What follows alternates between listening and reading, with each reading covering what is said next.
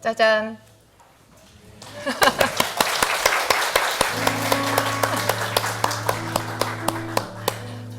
정말 짜잔이에요, 오늘. 특별한 말씀을 가지고 왔어요. 제목을 혹시 보셨나요? 아, 다시 봐도 너무 감동이 되는 거예요. 축복, 그 놀라운 부의 비밀. 제가 목사님한테, 저희 담임 목사님한테 저 주보지에 축복 다음에 쉼표를 꼭 찍어달라고 그랬어요. 쉼표 아주 중요하다고. 축복, 그 놀라운 부의 비밀. 예, 여기 다 복받은 분들만 앉아 계시죠. 우리가 우리의 신분을 잘 몰라요. 우리가 얼마나 복을 받은 사람인지, 어떤 복이 약속되어 있는지 그걸 우리가 잘 몰라요. 그래서 하나님이 이 성경책을 주신 거고, 또 오늘 이 시간에 특별히 이제 부의 비밀이에요. 부의 비밀. 예. 그 이야기를 오늘 떨리는 마음으로 제가 얼마나 이 얘기를 하고 싶었는지 몰라요. 사람들한테 많이 하고 싶었는데 하나님이 이렇게 자리를 마련해 주셨습니다. 본문 말씀 잠언서. 잠언서가 아니죠. 제가 지금 헷갈리고 있습니다. 말라기?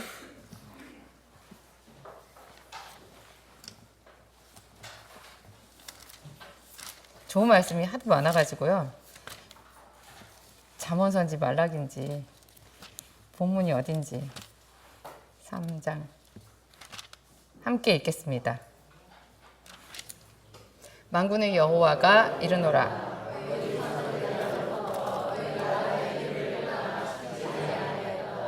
그런즉 내게로 돌아오라. 그리하면 나도 너희에게로 돌아가리라 하였더니 너희가 이르기를 우리가 어떻게 하여야 돌아가리이까 하는도다.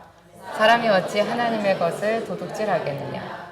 그러나 너희는 나의 것을 도둑질하고도 말하기를 우리가 어떻게 주의 것을 도둑질하였나이까 하는도다. 이는 곧 11조와 공헌물이라. 너희 곧 온 나라가 나의 것을 도둑질하고도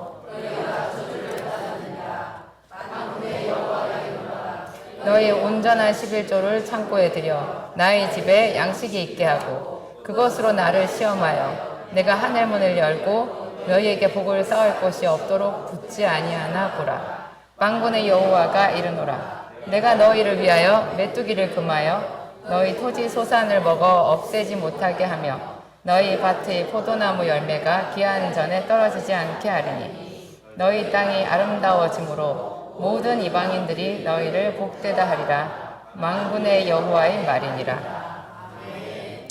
제가 본문을 사실 말라기 말씀으로 별로 하고 싶지 않았어요. 왜냐하면 이 말라기 말씀이 사람들한테 많이 좀 부담이 되고 짐이 되게 그렇게 느껴지나 봐요. 그래서 11조 안 해도 된다 이렇게 말하는 영상을 올리면 조회수가 굉장히 높아요. 헌금 그거 다 옛날 얘기다 그렇게 얘기하면 사람들이 참 좋아하는 거예요. 근데 좋아서 그런 영상이나 그런 가르침을 보고 나면 뭔가 뒤끝이 이상해요. 개운치 않아요. 뭔가 그래요. 누가 맞아요 하셨죠? 개운치 않아요. 그렇자니 또 이 말씀을 보자니 또 이게 좀 부담이 되고 그렇죠. 근데 이게 율법도 아니고 어떤 부담이 아니고요. 우리에게 축복이라는 거를 얼마나 큰 하나님의 약속이 어마어마하게 들어가 있는지 그거를 오늘 풀어보려고 해요. 제가 종종 여러분들한테 강조해서 말씀드리는데 하나님은 과장을 안 해요. 너무 지나치게 과장을 안 하시는 경향이 있어요. 오히려 좀 축소를 해서 얘기를 하세요. 그래서 믿음으로 따라오는 자들만 따라오도록 그렇게 하시는 것 같아요. 하나님은 딱 거기까지만 더 이상 과장해서 막 사람들을 설득하고 이렇게 하지 않거든요. 그래서 성경의 맨 처음 시작도 태초에 하나님이 천지를 창조하시니라. 그 첫 구절을 읽었을 때 전율이 느껴지시던가요? 이상하죠? 이 성경 하나님의 책 첫 구절이 태초에 하나님이 천지를 창조하시니라. 그냥 결론이 딱 나와 있어요. 어째서 어떻게 됐다 그런 얘기가 없어요. 그걸 어떻게 입증할 수 있냐? 우리가 뭘 보고 알 수 있냐? 그런 얘기도 전혀 없어요. 너희가 믿든지 아니 믿든지 태초에 하나님이 천지를 창조하시니라. 그거를 믿고 넘어갈 수 있는 사람만 그 책을 계속해서 볼 수 있는 거예요. 이거 보고 에이 그러면 그냥 거기서 끝인 거죠. 하나님은 그런 부분이 있어요. 제가 오늘 아까 잠언서 말씀하고 싶어가지고 본문 잠언서라고 잘못 말씀을 드렸는데 잠언서 한번 볼까요? 잠언서 8장 20절 21절 딱 두 절이에요. 함께 읽겠습니다. 나는 정의로운 길로 행하며 공의로운 길 가운데로 다니나니 이는 나를 사랑하는 자가 재물을 얻어서 그 국간에 채우게 하려 함이니라. 여러분 이 말이 딱 받아들여지세요? 하나님이 이렇게 말씀하셨어요. 우리가 볼 때는 세상이 불공평하거든요. 정말 불공평하고 그냥 내가 노력해도 별로 소용이 없는 것 같고 언제 복을 받을지 어쩔지 내가 하나님의 은총 가운데 있는지도 이렇게 흐릿한 경우가 거의 대부분이에요. 그런데 하나님은 이렇게 자신감 있게 말씀하셨어요. 하나님이 당신 자신에 대해서 하신 말씀, 나는 정의로운 길로 행하며 공의로운 길 가운데로 다닌다. 나한테는 불공평이 없다. 불평등이 없다. 나는 정확하게 의로운 길로, 평등한 길로, 아름다운 길로 다닌다. 왜 그렇다? 나를 사랑하는 자가 재물을 얻어서 그 곳간에 채우게 하기 위해서. 하나님을 사랑하는 자는 공의도 사랑하는 거예요. 하나님을 사랑하는 자는 하나님의 길을 즐겨가는 거죠. 그 길을 사모해서 그 길을 쫓아가잖아요. 그런 사람들이 그러니까 하나님과의 약속이죠. 약속. 룰이잖아요. 경기로 치면 룰. 그 룰대로 했을 때 제일 큰 상급을 받는다라는 거예요. 그 얘기를 저렇게 딱 선포하듯이 얘기를 해놓으셨어요. 근데 잠언서 8장은요. 특히나 이게 지혜서거든요. 잠언서 전체가 지혜지만 잠언서 8장은 지혜를 사람처럼 말해놓았어요. 잠언서 8장 1절 제가 올리지 않았는데 보면 지혜가 부르지 아니하느냐 명철이 소리를 높이지 아니하느냐. 그러면서 그 다음에 그가 누구예요? 그가가 지혜가. 그럼 또 뒤에 내가 누구예요? 지혜가. 내 입의 말 누구의 입의 말이에요? 지혜의 입의 말. 그 지혜가 마치 사람처럼 인격이 있는 거예요. 그래서 지혜가 부르지 아니하느냐 명철이 소리를 높이지 아니하느냐. 그 지혜가 길가의 높은 곳과 내거리에 서가지고 지혜가 막 사람을 부른대요. 불러요. 내가 너희를 부른다. 이리로 와라. 내 말을 듣고 내 길로 행하는 자는 복을 얻는다. 그렇게 얘기를 한다는 거예요. 그런데 이 지혜가 탄식을 해요. 아무도 이 지혜의 소리를 안 듣는다는 거예요. 지혜는 탁 트여있는 공간에서 오픈해서 말해요. 길가의 높은 곳, 길가에 숨어진 곳이라고 말하지 않았어요. 길가의 높은 곳과 내거리, 사거리 있잖아요. 수암 사거리 저런 데서 지혜가 소리를 높여 부른대요. 그 지혜를 따라가는 자는 부를 얻는다는 거예요. 성공을 한다는 거예요. 형통하다는 거예요. 하나님께 복을 얻는다는 거예요. 그렇게 하나님이 목소리를 높여서 말을 하는데 오지 않는데요. 아무도 안 온대요. 그러면서 이제 요 지혜의 그 이야기를 8장 전체의 얘기를 하고 있는데요. 그 중에 이제 오늘 제가 콕 찍어서 읽은 것이 나는 정의로운 길로 행하며 공의로운 길로 다닌다. 나를 사랑하는 자들이 재물을 얻어서 곳간에 채우게 하려 함이라. 여러분 지금부터 곳간에 채울 준비를 하시면 돼요. 그죠? 여기 하나님을 다 사랑하셔서 와 계신 거죠. 하나님이 여러분들한테 재물을 주기 위해서 공의로운 길로만 다니신대요. 절대로 우리끼리 서로 나눈 그 경기의 규칙을 어기지 않으신대요. 이 경기의 규칙을 세상 사람들은 알아요? 몰라요? 몰라요. 하나님을 믿는 사람들은 이 룰을 아는 거예요. 그래서 이 룰을 따라 잘 가면 엄청나게 복을 얻는다는 거죠. 그냥 하나님이 주시는 곳간의 재물은요. 헝할까요? 헝하게 채우는 게 아니지 그냥 갖다 놓는 빈 공간이 많은 그런 것일까요? 하나님은 항상 충만의 하나님이에요. 차고 흔들어 넘치도록 주시는 분이거든요. 하나님이 채워주신다고 하면 굉장히 많이 감당할 수 없을 만큼. 그래서 내가 너에게 주는 복을 너는 감당할 수 없으리라. 그런 말씀을 하시는 거예요. 내가 너에게 보내주는 사람을 너는 감당할 수 없으리라. 그렇게 많이 주시는 거예요. 예. 기대가 되세요? 하나님이 이 세상에 주신 은총이 두 가지가 있어요.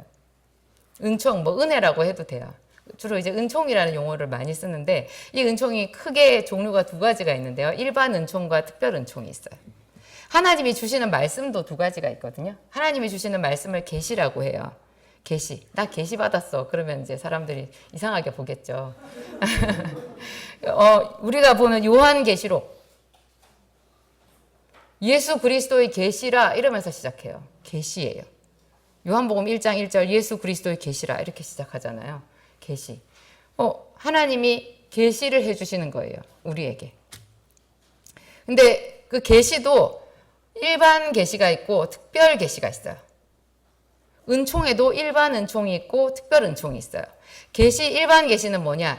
온 세상이 자연 만물을 보고 그 속에서 조물주가 계시겠구나. 이게 어떻게 그냥 생겼겠어? 하나님이 계시네. 이거 알 수 있잖아요. 이게 일반 계시예요. 특별 계시는 뭐예요? 성경 이거예요. 하나님의 말씀으로 꽉꽉 채워놓은 특별한 말씀이잖아요. 이게 특별 계시예요. 이 특별 계시 중에서도 또 우리한테 내 마음에 확 와닿게 나의 말씀으로 주시는 거를 레마라고 하잖아요. 레마의 말씀. 그런 말 하는데요. 은총에도 일반 은총이 있고 특별 은총이 있어요. 일반 은총은 이 세상 모든 사람들한테 하나님이 주시는 은총이에요. 세상에 태어난 사람들은 다 하나님께 은총을 입었죠. 근데 그들 중에서도 가난한 자가 있고 부한 자가 있고 권세 있는 자가 있고 비천한 자도 있잖아요. 근데 하나님의 입장에서 하나님께서 질서로 말씀하셨을 때는 분명히 가난한 것이 복이에요. 아니, 부한 것이 복이에요. 큰일 나죠. 가난한 거. 부요가 복이에요. 그리고 높은 자리에 올라가 앉게 해주신대요. 하나님이 당신을 믿는 백성들을 낮추시는데 마침내 복을 주기 위해서 낮추시지. 그냥 낮아지라고 이렇게 눌러버리시는 거 아니죠. 마침내 복을 주는 거예요. 그러니까 하나님의 목적은 우리를 높여주시는 거고 우리를 부욕해 해주시는 거고 우리가 구워주고 나누어주는 자가 되는 거예요. 축복의 통로가 되는 거예요. 그런 약속이 모든 사람들한테 있어요. 심지어 믿지 않는 사람들한테도 이런 일반 은총이 있어요. 근데 그 일반 은총의 모든 법칙을 우리가 지금까지 배웠어요. 경제학 1강부터 사람의 부요는 부지런한 것이니라 뭐 이런 거 있잖아요. 남을 윤택하게 하는 자는 윤택하여 지리라. 근변한 남자는 재물을 얻고 유덕한 여자는 존영을 얻느니라. 이런 말씀 있잖아요. 이 잠언서에 나오는 대부분의 말씀, 특히 잠언서에 나오는 대부분의 말씀이 예수를 믿지 않는 이 세상 사람들에게도 다 통하는 일반 은총에 대한 이야기예요. 이 일반 은총도 해야 돼요. 일반 은총, 그 하나님께서 주시는 말씀이잖아요. 선하게 살고, 구제하면서 살고, 부지런하여 게으르지 말고, 열심을 품고 살아라, 꿈을 품고 살아라, 지혜를 얻으라. 이런 말은 모든 사람한테 통하는 일반 은총의 비결이거든요. 방법이거든요. 그런데 특별 은총이 있는 거예요. 일종의 보너스 같은 건데요. 정말 하나님께 특별히 사랑을 입은 자들에게 하나님이 이 세상 사람들이 알 수 없는 방법으로 주시는 특별한 은총이 있는 거예요. 그래서 그 특별한 은총을 좀 전에 우리가 잠언서 8장 20절, 21절에서 읽은 거예요. 나를 사랑하는 자가 재물을 얻어 그 곳간에 채우게 하려 함이라. 하나님을 사랑하는 자에게 하나님이 더 많이 주신다는 거예요. 하나님을 사랑하는 자에게 특별히 더 주시는 은혜가 있는 거예요. 하나님을 사랑하는 자에게. 제가 요한복음 10장 말씀 하나 말씀드렸는데 올려주실래요? 함께 읽으시겠습니다. 내가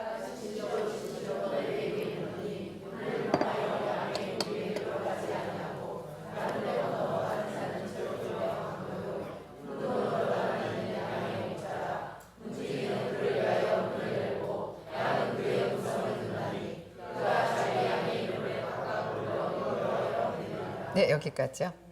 여기 보면 예수님께서 이제 선한 목자인 당신을 얘기하면서 말씀을 전하시는 부분인데요. 여기서 우리가 볼 게 예수님의 양이 따로 있다는 거예요. 예수님의 양이 따로 있어요. 양이 예수님의 음성을 듣는데요. 그래서 예수님이 자기 양의 이름을 각각 하나씩 불러서 인도하여 내느니라 그랬어요. 예수님의 양이 따로 있는 거예요. 이 세상에 다 사람이지만 예수님의 양이 아닌 사람도 있어요. 예수님이 하나님의 백성이 아닌 사람이 있어요. 이것보다 좀 더 뒤에 14절인가요? 함께 읽겠습니다.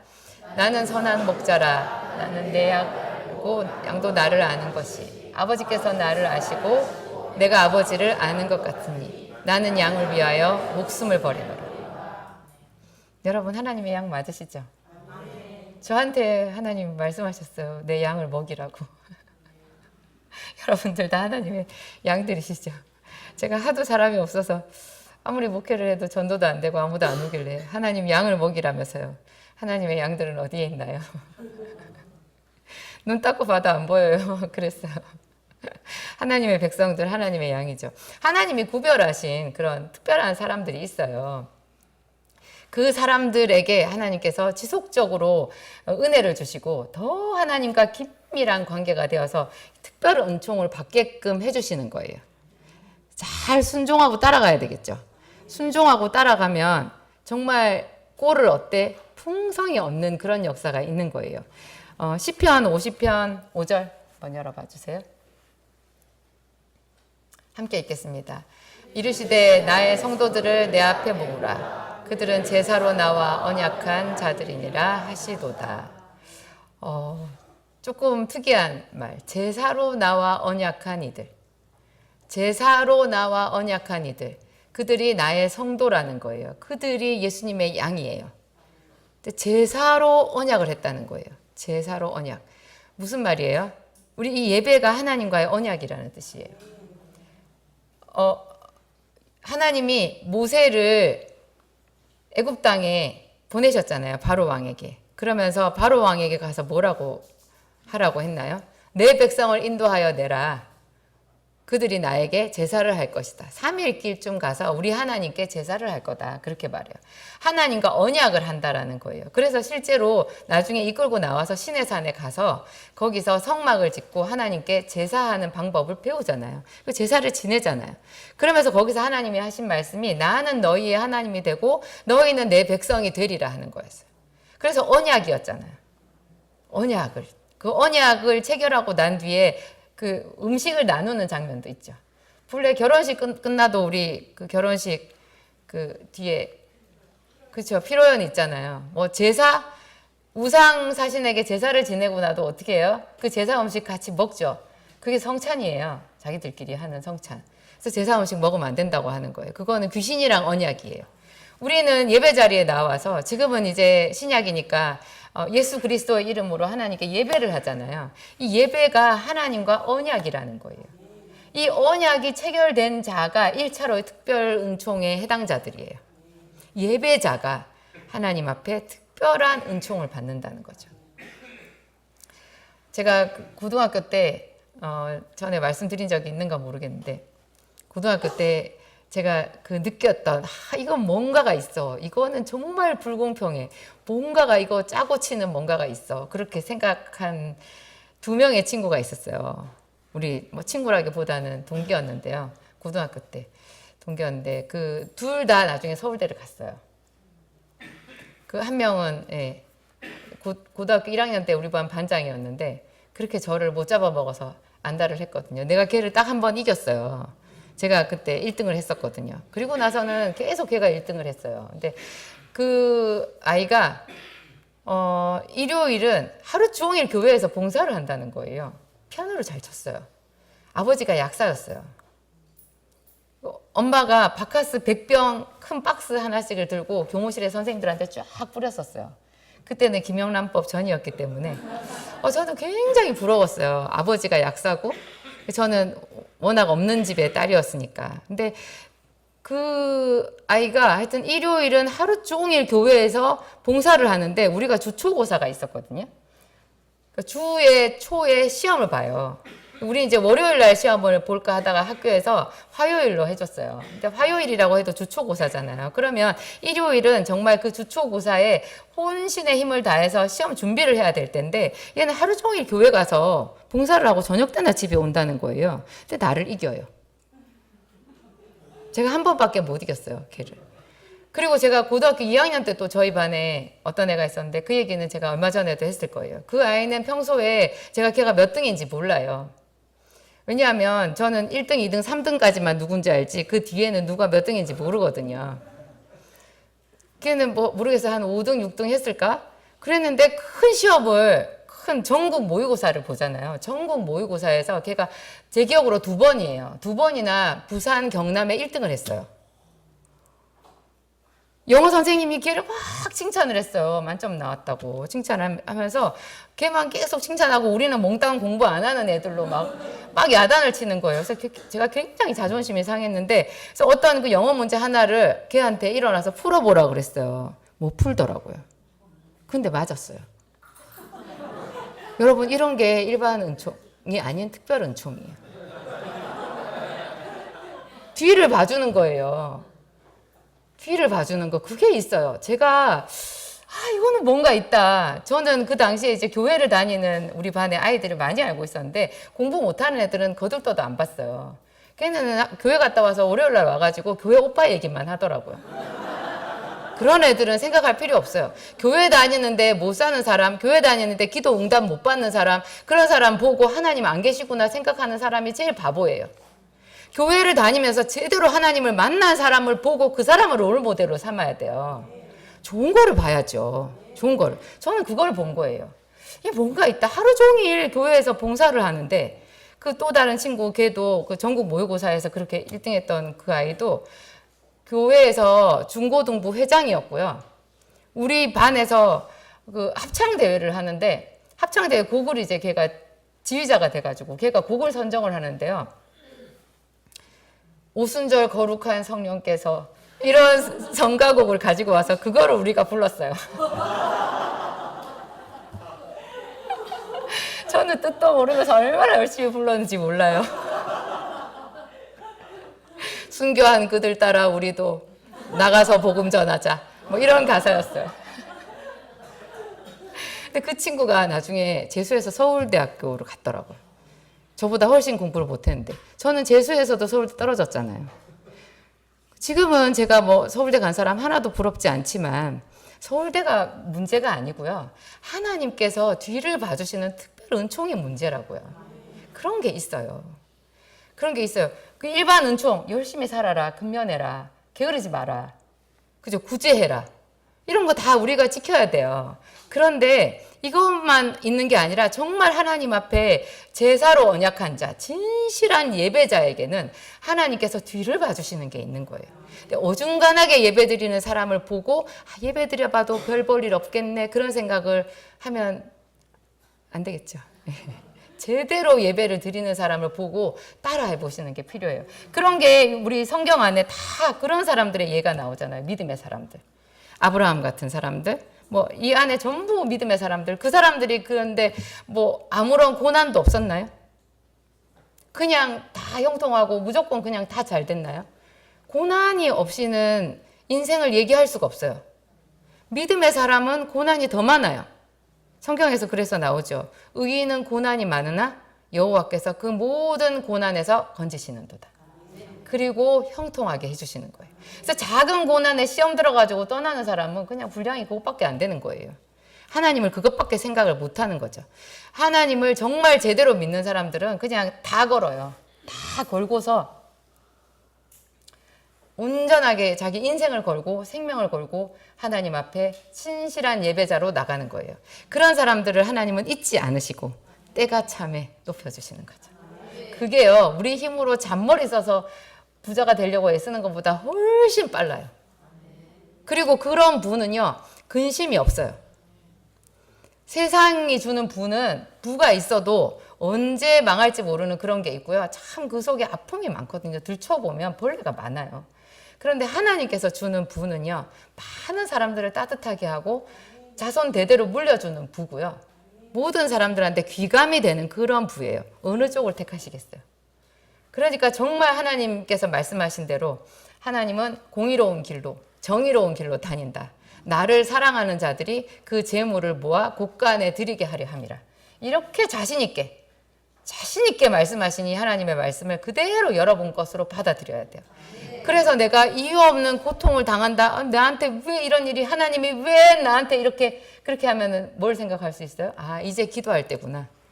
정말 제대로 기도해야 될 때구나. 이 고난을 잘 통과하면 정말 하나님이 나한테 특별한 것을, 상상할 수 없는 것을 주시겠구나. 이게 계시라고요. 이게 하나님과 우리 사이의 신호예요.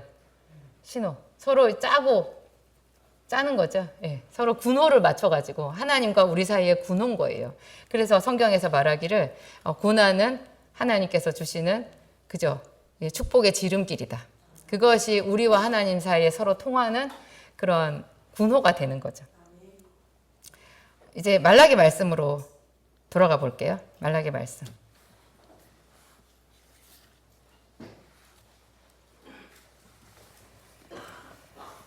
그러면 하나님께서 이렇게 그 특별한 은총을 우리에게 주셨는데, 약속을 해주셨는데, 왜 대부분의 사람들이 이 은총을 제대로 못 누리느냐? 우리와 하나님 사이에 어둠의 권세가 있어요. 마귀가 있어요. 그리고 그 마귀가 우리를 도적질하기 딱 좋게 우리는 타고나면서부터 죄인이에요. 죄의 속성을 가지고 있어요. 그래서 어려운 일이 생겼을 때 그냥 그거를 이기는 게 쉬워요? 불평하는 게 쉬워요? 그냥 자연스럽게. 그러면 불평을 하자마자 뭐가 와요? 불뱀이 와요. 불뱀이 물리면 이제 십자가를 바라봐야 되는 거죠. 대부분의 사람들은 불뱀에 물려서 다치든지 죽든지 하는 거죠. 우리와 하나님 사이에 이 마귀가 있다라는 생각을 분명히 해야 돼요. 우리가 죄인이기 때문에. 그래서 그 마귀가 와서 우리가 하나님이 안 계신 것 같아요. 하나님 있어도 다 누가 하나님 말씀대로 다 사냐? 네가 알아서 살아야지. 다 조금씩은 그냥 자기 방법대로 살아야 되는 거야. 이런 거를 우리 귀에 속삭거리는 거죠. 너무나 자연스럽게 내 생각처럼. 그래가지고 공의로운 하나님의 길을 벗어나서 이 세상 사람들하고 똑같이 살게 되는 거예요. 그래서 하나님의 은총 바깥에 나가게 되는 거죠. 이런 것들이 이제 자꾸 들어오면 이 예배에도 다 불순물이 들어오는 거예요. 그냥 누룩이 가득해. 누룩 없는 떡으로 하나님께 드려야 되잖아요. 그런데 분명히 하나님 앞에 나는 열심히 예배를 드린다고 생각했는데 성령이 임하면 우리의 예배의 모습이 딱 보인대잖아요. 그 어떤 선교사님 얘기를 하시대요. 선교사님이에요, 세상에. 그것도 해외 먼 곳에 가신 선교사님인데 그 선교사님이 큰 사고를 당해서 사경을 헤맸을 때 그때 이제 영안이 열린 거죠. 그래가지고 예수님 앞에 자기 모습이 딱 섰는데 그게 어렸을 때부터 자기가 교회 생활, 그분 아버지도 목사님이시라 어렸을 때부터 모태신앙이고 열심히 신앙생활 했는데 그게 파노라마처럼 다 지나갔대요. 정말 고개를 들 수가 없었대요.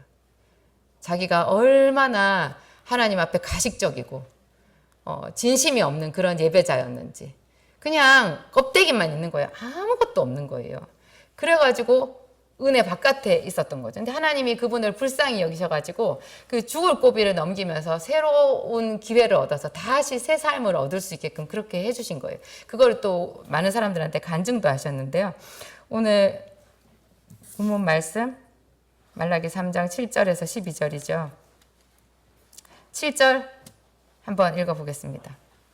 만군의 여호와가 이르노라 너희 조상들의 날로부터 너희가 나의 규례를 떠나 지키지 아니하였도다. 그런즉 내게로 돌아오라 그리하면 나도 너희에게로 돌아가리라 하였더니 너희가 이르기를 우리가 어떻게 하여야 돌아가리까 하는도다. 말라기는 읽어보면요 딱 내 말인 것 같은 게 참 많아요. 너희가 나에게로 돌아오라 이렇게 저 구절을 딱 읽을 때 제가 반사적으로 머릿속에 어떻게 돌아가지? 그래요. 근데 그 다음에 보면은 너희도 이르기를 우리가 어떻게 하여야 돌아가리까 딱 나오는 거예요. 어떻게 하나님 무슨 말씀이 어떻게 하면 내가 이미 예배 드리고 있는데 내가 어디로 돌아가야 될지. 근데 그 다음에 말이 사람들도 그렇게 이스라엘 백성들도 그렇게 말을 했다는 거예요. 너희가 이르기를 우리가 어떻게 하여야 돌아가리까 하는도다. 다음 구절이 굉장히 궁금하죠. 그 다음 구절이 뭐예요? 8절.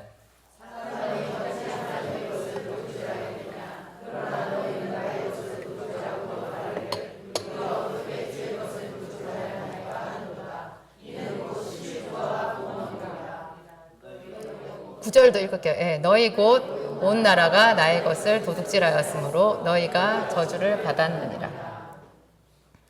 11조만 있지 않아요. 11조 뒤에 봉헌물이라는 말이 붙어 있어요. 정말 낯뜨거운 말이죠. 섬찟한 말이에요. 너희가 사람이 어찌 하나님의 것을 도둑질하겠느냐. 우리와 하나님 사이에 언약이 예배거든요. 예배에는 반드시 예물이 있어요.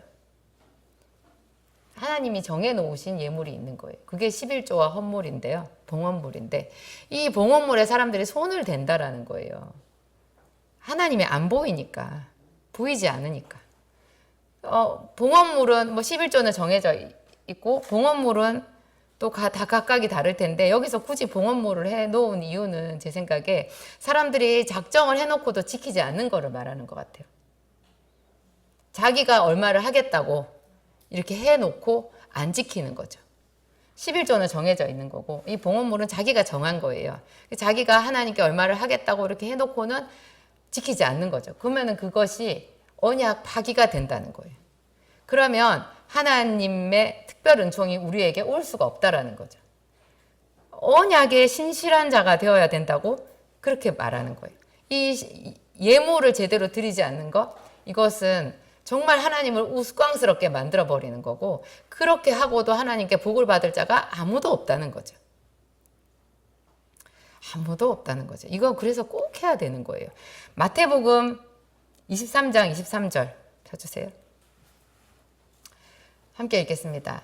화 있을진저 외식하는 서기관과 바리새인들이여 너희가 박하와 회향과 근처의 11조는 들이되 율법에 더 중한 바 정의와 긍휼과 믿음은 버렸도다. 그러나 이것도 행하고 저것도 버리지 말아야 할지니라. 어떤 사람은 11조가 구약이라고 말해요. 그런데 예수님께서 분명히 말씀하셨어요.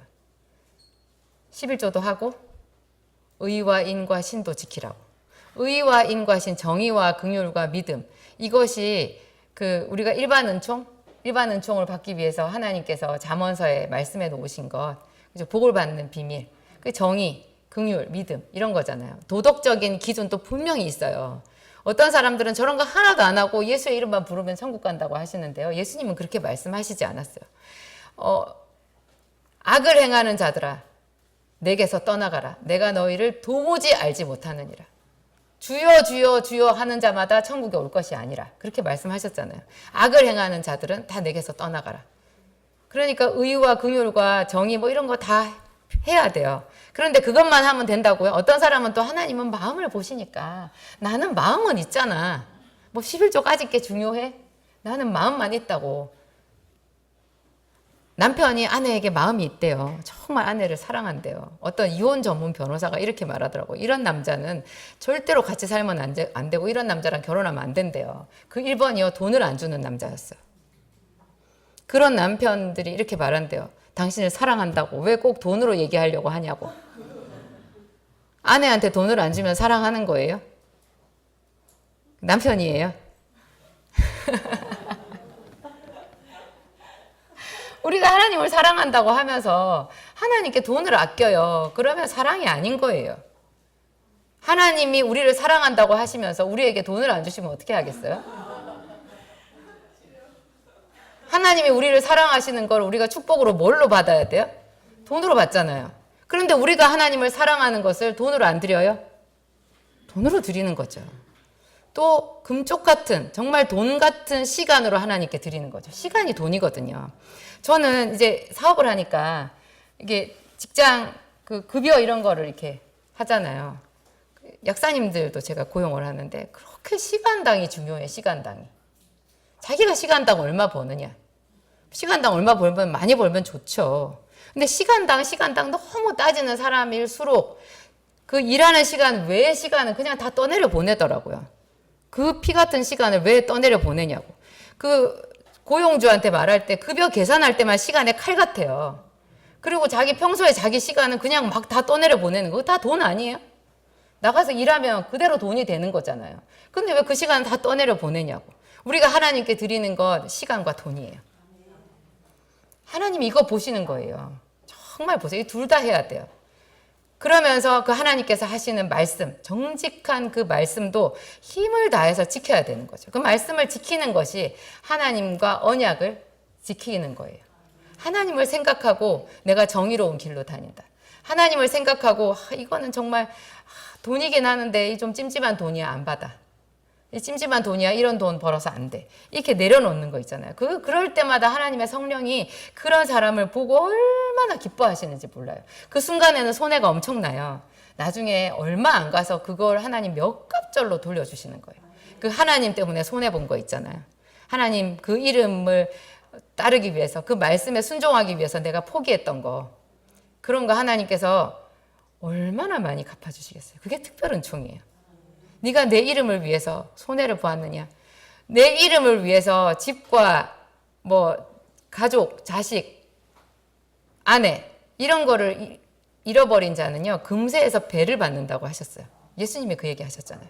금세에서 이 세상에서 배를 받고 영생을 얻지 못할 자가 없느니라, 그렇게 말씀하셨어요. 우리가 하나님 앞에 드리는 거 시간, 그 다음에 우리의 재물, 그죠? 그리고 우리가 온 마음과 정성을 다해서 그분의 말씀을 배우고 그 말씀대로 살기 위해서 희생하는 것, 내가 더 훨씬 더 좋아 보여도 그걸 포기하고 하나님께서 말씀하시는 그 길로 정직히 가는 것, 이런 것이 다 하나님 앞에 드리는 순전한 예물인 거예요. 누가복음 11장 42절도 같이 읽겠습니다.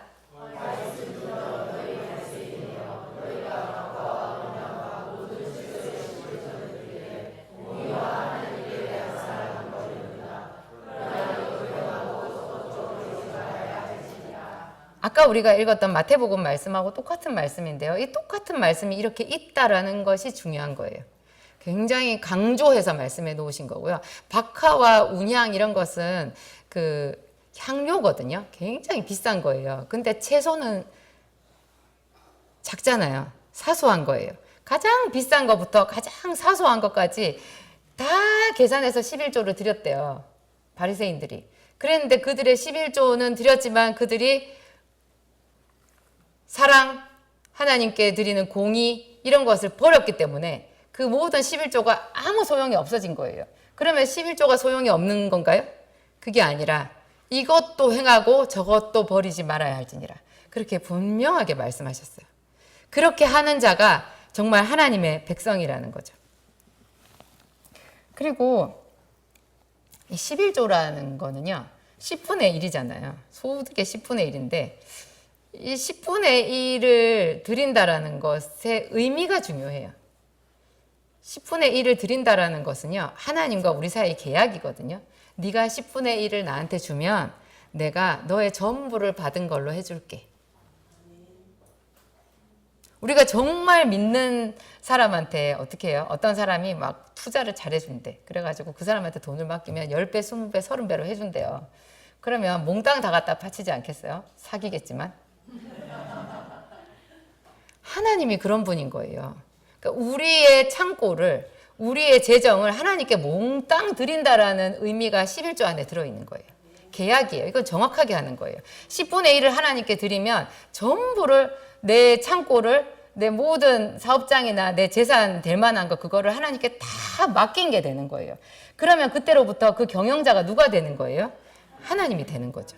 그래서 이것들이, 내 돈이, 내 노동이 나가서 어떤 결실을 하잖아요. 그 결실을 하는 그 모든 과정에 하나님의 법칙이, 특별 은총의 법칙이 적용이 돼서 엄청난 부로 돌아온다라는 그 얘기인 거예요. 이게 그래서 11조가 신앙 고백이에요. 하나님께 나의 전부를 드립니다. 이 전부를 드린다라는 것에 대해서 저는 항상 큰 감동이 있었어요. 제가 예수 그리스도의 십자가를, 그게 나를 위한 십자가인 줄 알았고, 그리고 그분이 정말 하나님이시라는 거, 예수님이 하나님이시라는 거를 알았을 때 감당할 수가 없어서 얼마나 기뻤던지, 그냥 제가 다 잊어버리고 우리 아버지의 가난함, 그 원통함, 나는 꼭 부자가 되어야 된다라는 그런 생각 다 갖다 버리고 내 삶을 하나님께 드린다고 그랬어요. 그거 잠깐 말하지 않았어요. 제가 노래를 부르고 다녔어요. 몇 달을. 그리고 그 뒤에도 생각만 하면 하나님 내 삶을 하나님께 드려요. 하나님 내 삶을 하나님께 드려요. 근데 너무 보잘것 없어서 어디 쓸 데나 있겠어요. 일단 무조건 드려요. 하나님께. 일단 내가 뭘 해야 되는지 나는 몰라요. 그런데 정말 기뻐요. 하나님이 나의 하나님이시라는 거, 예수님이 나를 아셨다라는 거, 나는 너무 기뻐요. 그냥 무조건 다 드려요. 그렇게 얘기를 했거든요. 근데 전부 다 드린 사람들이 고린도후서 8장 2절부터 5절에 나와 있어요. 한번 볼까요? 함께 읽겠습니다. 환난의 많은 시련 가운데서 그들의 넘치는 기쁨과 극심한 가난이 그들의 풍성한 연보를 넘치도록 하게 하였느니라. 내가 증언하노니 그들이 힘대로 할 뿐 아니라 힘에 지나도록 자원하여 이 은혜와 성도 섬기는 일에 참여함에 대하여 우리에게 간절히 구하니 우리가 바라던 것뿐 아니라 그들이 먼저 자신을 죽게 드리고 또 하나님의 뜻을 따라 우리에게 주었도다. 제가 최초로 하나님께 예수님의 음성을 들었던 특별한 경험을 한 그 성경 구절이에요. 환난의 많은 시련 가운데서 저희 넘치는 기쁨과 극한 가난이 저희로 풍성한 연보를 넘치도록 하게 하였느니라. 아, 이거 뜻도 모르고 제가 외웠는데요. 그날 예수님이 저한테 찾아오셨거든요. 그 지하철 가난해서 울고 있던 저한테 찾아오셨어요. 강력하게 찾아오셨어요. 제가 처음으로 경험한 특별 계시의 말씀이었는데 제가 이제 돌아가서 저걸 막 찾아봤어요. 앞뒤를. 이게 무슨 말씀인가. 뜻도 모르고 그냥 예수님께서 저한테 찾아오셨기 때문에 봤더니 저것은 고린도 후서잖아요. 고린도 교회에 보낸 사도 바울의 두 번째 편지. 그 중에서 마게도냐 사람들에 대한 이야기를 고린도 교회 사람들한테 하고 있는 거예요. 주께서 마게도냐 교회들에게 주신 은혜를 너희가 모르기를 원치 아니하노니 그러면서 저 말을 해요. 주께서 마게도냐 교회들에게 주신 은혜를 저기서 말해요. 마게도냐 교회들이 굉장히 가난했나 봐요. 그래서 그 사람들이 환난의 많은 시련 가운데에서 그러면 너무 슬프잖아요. 근데 그들이 기쁨이 있었대. 넘치는 기쁨이 있었대요. 근데 또 그런데도 기쁨이 있는데도 계속 가난했대요. 그런데 이 사람들이 풍성한 연보를 한 거예요. 이게 무슨 연보였냐면은 예루살렘에 있는 가난한 성도들을 돕기 위한 연보였어요. 그 연보를 사도 바울이 걷어가지고 예루살렘으로 가져가는 거였는데 저 마게도냐 사람들이 가난하면서 엄청난 환난 가운데 있으면서 그렇게 사도 바울을 감동시키는 헌신적인 예물을 드린 거예요. 3절에 보면 내가 증언하는 사도 바울 얼마나 성령 충만해요. 그 사람이 증언하기를 그들이 힘대로 할 뿐 아니라 힘대로 해도 대단하죠. 힘대로 할 뿐 아니라 힘에 지나도록 자원하여 이 은혜와 성도 섬기는 일에 대하여 우리에게 간절히 구하니 이 은혜와 성도 섬기는 일이 뭐냐면 연보, 헌금이에요. 성도를 섬기는 일, 예루살렘에 있는 가난한 성도들한테 헌금을 하는 거잖아요. 도와주는 거잖아요. 이 은혜와 성도의 섬기는 일에 대하여 우리한테 간절히 구하니 자기들이 더 하겠다고 우리 더 하게 해주세요. 더 하게 해주세요. 그러면서 사도 바울에게 요청을 했다는 거예요. 그 다음에 하는 말이 우리가 바라던 것뿐만 아니라 이렇게 하게 된 것은 그 다음에 중요한 구절. 그들이 먼저 자신을 죽게 드리고.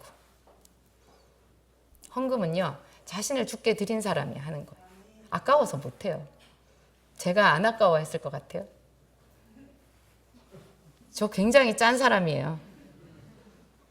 제가 헌금하는 스케일을 보면요. 하나님이 진짜 축복을 주기는 주시는구나. 그렇게 생각하셔도 돼요. 제가 많아서 드리는 거 아니에요. 저 본래 없었을 때도 했어요. 전 재산이 10만 원이었을 때 그 10만 원을 하나님께 성교 헌금으로 심었어요. 그래서 내려가면 이제 당장 월세방 방세 내야 되는데 그거 10만 원 딱 있었거든요. 그 10만 원을 대학교 3학년 때인가 그거를 가지고 기도원에 가는 게 아니었는데 제가 그거를 봉투를 가방에 넣었다가 뺐다가 계속 했어요. 몇 번을 방문을 나갔다가 다시 들어왔다가 나갔다가 다시 들어왔다 그랬어요. 왜냐하면 그 봉투를 가져가는 순간 왠지 그걸 헌금할 것 같더라고요. 그럼 나는 아무것도 없는 거예요. 딱 10만 원. 그 제가 아르바이트 해가지고 번 그 10만 원. 정말 저는 뭐 저 도와주는 사람 아무도 없고 엄마는 계셨지만 저는 혼자예요. 제가 해야 돼 다. 방세도 제가 내야 되고 등록금도 제가 내야 되고 밥값도 제가 내야 돼요. 근데 그 10만 원 그거 얼마나 컸겠어요. 그거를 되게 가지고 가면 틀림없이 낼 것 같은 생각이 들어서 10만 원짜리 수표였거든요. 그거를 자를 수도 없고. 그래서 아이 그래 가서 뭐 내면 내고 아마 안 내는 수도 있을 거야 하고 갔는데 아니나 다를까 내야 되는 거예요. 러시아 선교를 위해서 이 시간에 하나님께서 감동을 주시는 분이 분명히 있습니다. 이 중에 여러분 분명히 있습니다. 그분 주저하지 말고 헌금하세요. 내가 올 것이 왔구나. 근데 그 제가 헌금했거든요. 그 뒤에 저 아무 일 없이 잘 살았어요. 신기하지 않아요? 근데 어떻게 잘 살았는지 기억이 안 나요. 무슨 일이 있었는지 기억은 안 나요. 근데 몇 년이 지난 다음에 하나님께서 저한테 그때 그 헌금을 저한테 얘기하셨어요. 저는 잊어버렸거든요. 잊어버렸어요. 본래 헌금하고는요, 잊어버려야 돼요. 그거를 자꾸 세잖아요. 그러면 시험 들어요. 목사님도 왜 나한테 저러시나? 내가 그렇게 큰 헌금을 했는데. 그런 생각이 들고, 내가 지난번에 헌금했는데 저거 내가 원하는 거 아니고 딴 걸로 바꿨네? 막 이런 생각. 내가 저런 색깔 싫다 그랬는데 저걸 꼭 저 집사님은 저런 걸 하더라. 그런 생각이 들면 그 헌금 하나님은 안 받아요. 잊어버려야 돼요. 잊어버려야 돼요. 근데 한참이 지나서 제가 그 안산에 처음 와가지고 그 옥상에서 어디 갈 데 없어갖고 무단 깃발 꽂혀 있는 그 비닐 펄럭거리는 그 옥상이 무서운 옥상 있잖아요.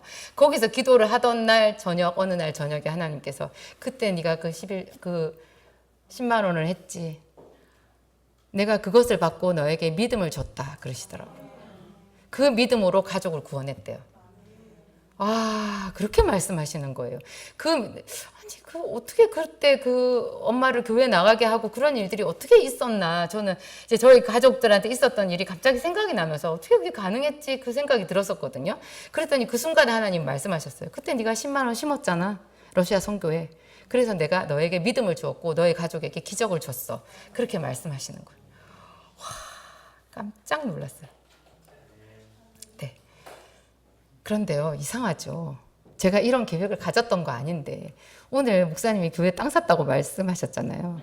교회 건축 때문에 제가 이 얘기 하는 거 아니에요. 네, 전혀 아니에요. 교회 건축 제가 준비 다 했어요. 여러분 하나도 안 하셔도 되는데 제가 너무 다 하면 여러분들한테 좀 심한 거 아닌가? 저만 다 해먹는 거 아니에요? 조금 미안한 생각도 들어요. 그러니까 제가 전혀 그런 말씀 아니고, 근데 정말 있잖아요.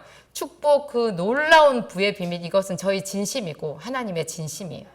진짜 하나님의 진심이고요. 10절 보겠습니다. 10절, 11절 말라기 여기만 읽고 함께 읽겠습니다. 만군의 여호와가 이르노라. 너희의 온전한 11조를 창고에 들여 나의 집에 양식이 있게 하고 그것으로 나를 시험하여 내가 하늘 문을 열고 너희에게 복을 쌓을 곳이 없도록 붙지 아니하나 보라. 만군의 여호와가 이르노라. 내가 너희를 위하여 메뚜기를 금하며 너희 토지 소산을 없애지 못하게 하며 너희 밭에 포도나무 열매가 기한 전에 떨어지지 않게 하리니. 하나님이 시험하라고 그랬어요. 하나님을 시험하면 돼요, 안 돼요? 여호와 하나님을 시험하지 말라 그랬죠. 그 높은 데서 뛰어내리라. 네가 하나님의 아들이거든. 그렇게 말했을 때 주 여호와를 시험하지 말라. 그렇게 예수님께서 분명히 마귀를 쫓을 때 말씀하셨잖아요. 시험하라는 구절이 유일하게 여기 있어요. 너희가 나를 시험하여. 하늘 문을 열고 너희에게 복을 쌓을 곳이 붙지 아니하도록 보라. 어떻게 하시냐 하면요. 메뚜기를 금한대요. 우리도 모르게 우리의 소산에 이렇게 벌레가 끌어요. 분명히 벌었잖아요. 여러분 이때까지 벌지 않았어요? 근데 번 거 다 어디 갔어요? 그 번 게요. 축복의 그 이렇게 법칙 아래로 들어가잖아요. 그러면 다 부자가 돼요. 성경을 기준으로 말했을 때요. 최소 20억이에요. 최소. 본전이 20억이에요. 그러니까 얼마나 부자가 된다는 얘기겠어요. 근데 왜 부자가 못 되느냐? 마귀를 통해서 이런 메뚜기가 오는 거예요. 그리고 또 하나가 뭐예요? 포도나무 열매가 기한 전에 떨어지는 거예요. 익기 전에 떨어지는 거. 이제 다 됐어. 이제 딱 다 됐어. 이제 축복이 열리기 시작하는데 꼭 그 직전에 누가 사고가 나거나 뭔 일이 생겨요. 그래가지고 포도나무 열매가 기한 전에 개돈 타기 직전에 뭔 일 생기는 거 있죠. 적금 타기 직전에 뭔 일 생기는. 내가 집을 샀더니 집값이 떨어져. 그죠? 내가 집을 살려고 하니까 집값이 엄청 올라가 있어요. 제가 송아지 얘기했죠. 제일 비쌀 때 사가지고 소 키웠더니 소값이 송아지 값보다 싸진 거예요. 그런 게 다 저기에 들어가는 거예요. 그런데 하나님은 그 축복의 원리를 해주셔가지고요.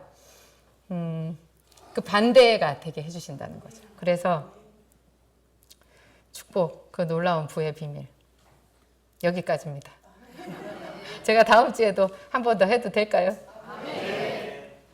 아멘 소리가 작으면 안 하려고 그랬어요. 기도하시겠습니다. 하나님 아버지 감사합니다. 충만하게 하시는 하나님, 차고 넘치게 흔들어 주시는 그런 우리 아버지, 우리가 구하는 것보다 더 넘치도록 우리에게 응답하시는 아버지, 폭풍우가 일어서 너무나 힘들게 배를 저어가는 당신의 제자들을 긍휼히 여기셨던 우리 주 예수님, 그들에게 오셔서 풍랑을 잠잠하게 해주셨던 그 사랑의 하나님을 오늘 기억합니다.